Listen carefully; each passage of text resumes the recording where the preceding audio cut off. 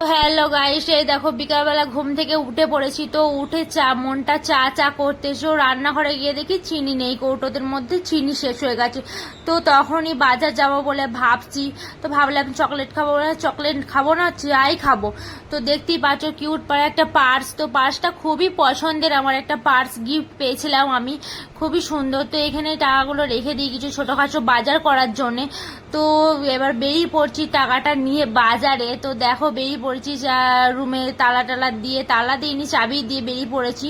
রুমের নিচেতেই একটা দোকান আছে। তো ওখানে গিয়ে আবার মনে পড়ে গেল আমার ধূপও শেষ হয়ে গেছে রুমে, ঠাকুরকে কি দেব পুজো আজ, তার জন্য একটা ধূপও নিয়ে নিলাম। তো ধূপ আর চিনি নিয়ে আমি এখন সোজা রুমে চলে আসছি।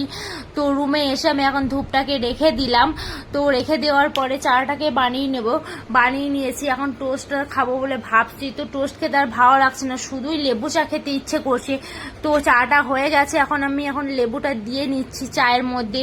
তো লেবুটা দেওয়া হয়ে গেছে, আমি এখন বাইরে চলে যাবো। সোজা বাইরে গিয়ে দাঁড়িয়ে দাঁড়িয়ে আকাশ দেখছি, আর সবাই খেলাধুলা করছে, ছোট ছোট বাচ্চাগুলো। তো আমি দেখছি আর চা খাচ্ছি। তো আমি চা খেয়ে নিই, তোমরা চ্যানেলটাকে ততক্ষণ সাবস্ক্রাইব করে